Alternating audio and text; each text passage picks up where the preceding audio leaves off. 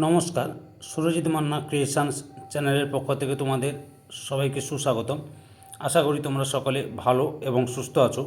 আমি তোমাদের জন্য এই ভিডিওটিতে তুলে ধরছি 2026 সালের ক্লাস 9 তথা নবম শ্রেণীর ছাত্রছাত্রীদের জন্য রায় ও মার্টিন প্রশ্নবিচিত্রা থেকে সেকেন্ড ইউনিট টেস্ট তথা দ্বিতীয় পর্যায়ক্রমিক মূল্যায়নের জন্য জীবনবিজ্ঞান বিষয়ের ফার্স্ট মডেল স্কুলের প্রশ্নপত্রের সেটটির সম্পূর্ণ সমাধান করছি।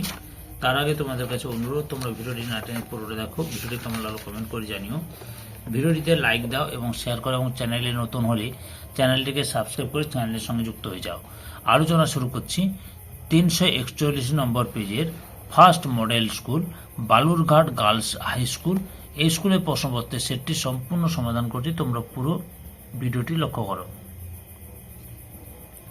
বিভাগ কয়ে একের দাগে সঠিক উত্তরটি নির্বাচন করে বাক্যটি সম্পূর্ণ করে রেখো।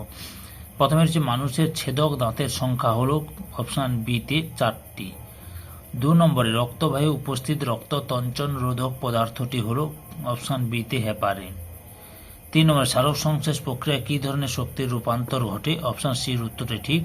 আলোক শক্তি থেকে রাসায়নিক শক্তি থেকে খাদ্য মধ্যস্থ স্থৈতিক শক্তি।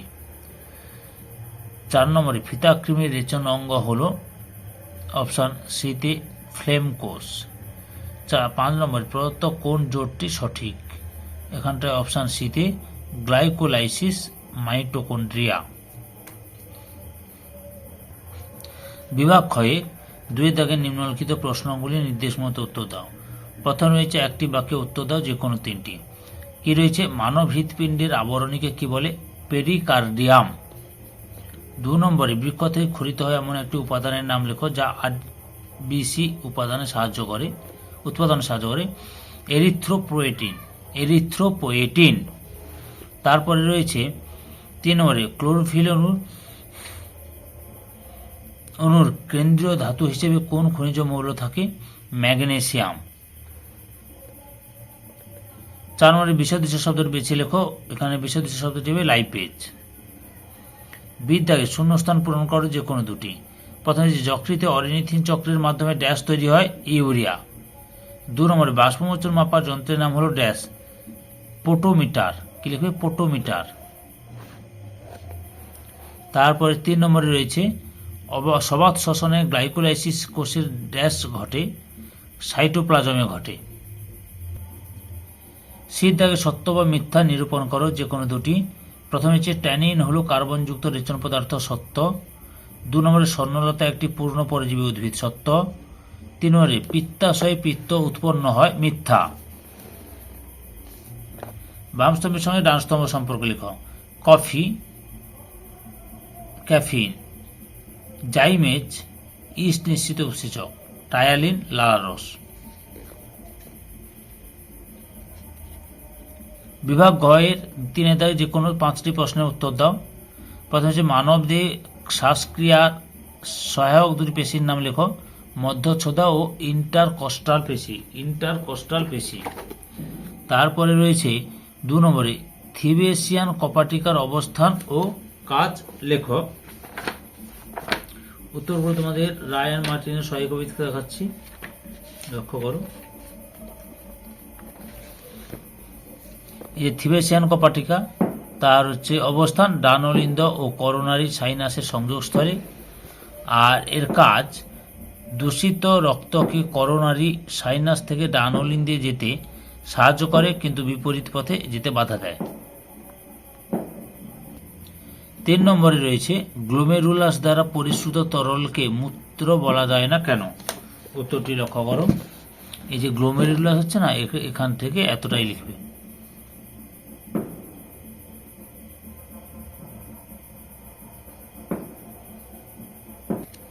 4 নম্বরে রয়েছে কোন কোন বলের দ্বারা রসের উৎসরোধ ঘটে? উত্তরটি লক্ষ্য করো।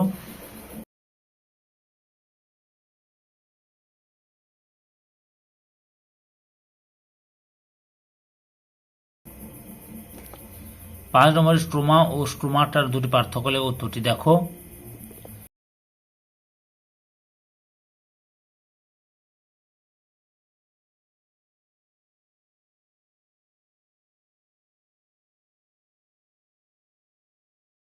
6 নম্বরে ফাইটোলাইসিস বলতে কি বোঝো?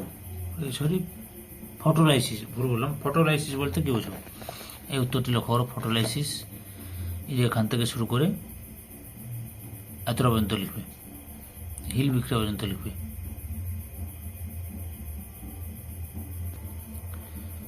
7 নম্বর রয়েছে ইএমপি পথ কাকে বলে? তোমাদের উত্তর করে রায়ান মার্টিনের সই কবি থেকে দেখাচ্ছি। ইএমপি পথ কাকে বলে? এখান থেকে শুরু করবে, এত পর্যন্ত লিখবে।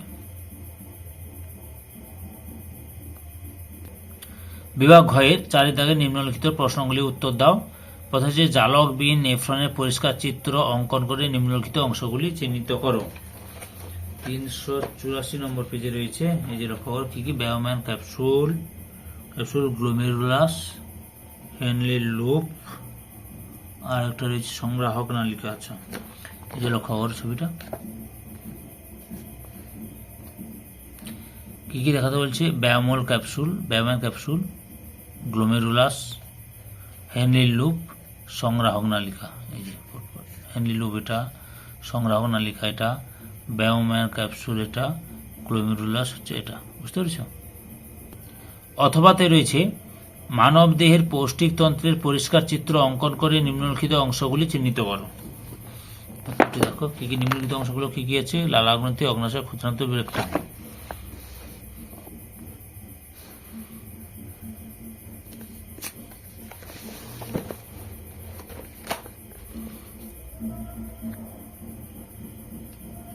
দেখো এই লালা গ্রন্থি,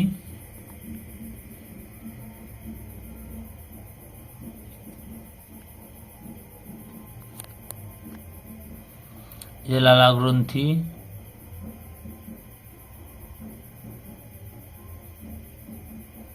অগ্নাশয়, এই যে অগ্নাশয়, তারপরে রয়েছে ক্ষুদ্রান্ত রেকটাম, ক্ষুদ্রান্ত,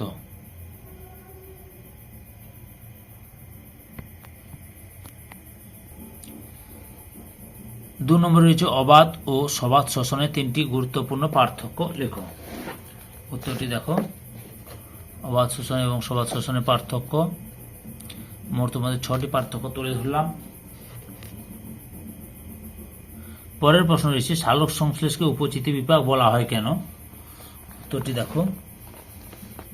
আগের ভিডিওগুলো দেখতে চাইলে আমার চ্যানেলের প্লে লিস্টে গিয়ে দেখে নাও, নাহলে এই ভিডিও ডিসক্রিপশনে তার লিঙ্ক দেওয়া আছে, ওখানে ক্লিক করে দেখে নিতে পারো। এখান থেকে এত পর্যন্ত লিখবে। অথবা রয়েছে একটি করে শর্করা ভঙ্গক, প্রোটিন ভঙ্গক, লিপিড ভঙ্গক উৎসেচকের নাম ও তাদের উৎস লেখো। উত্তরটি দেখো, এই যে শর্করা ভঙ্গের উৎসেচকের নাম হচ্ছে টায়ালিন লিখতে পারো, আর উৎস হচ্ছে লালা গ্রন্থি। কি বলেছে? কাজ আর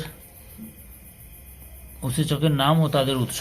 ঠিক আছে, এই যে এগুলো হচ্ছে শর্করা ভঙ্গক, এই যে টায়ালিন, অ্যামাইলেজ, সুক্রেজ, এই যে দিয়েছে, তার উৎসকের নামও দেওয়া, উৎসও দেওয়া আছে। তারপরে রয়েছে প্রোটিন ভঙ্গকারী, দেখাচ্ছি পরের পেজে রয়েছে।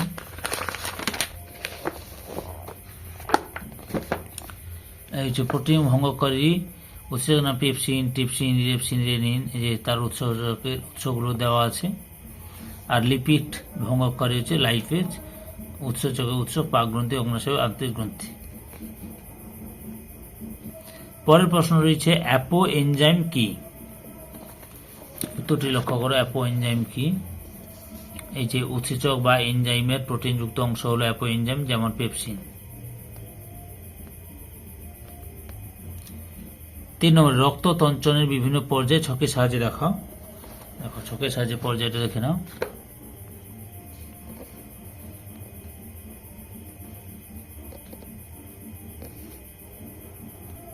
পরের প্রশ্ন, ধমনীতে স্পন্দন দেখা গেলেও শিরায় দেখা যায় না কেন? তা কারণ সহ লেখো। উত্তরটি লক্ষ্য করো।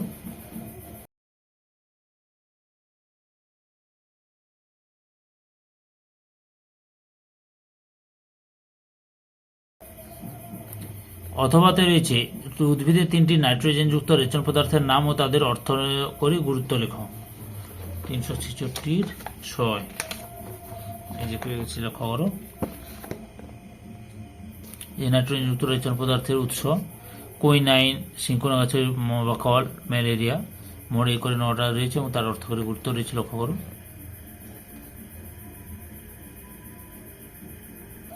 পরের প্রশ্ন, রেচনে যকৃতের ভূমিকা লেখো।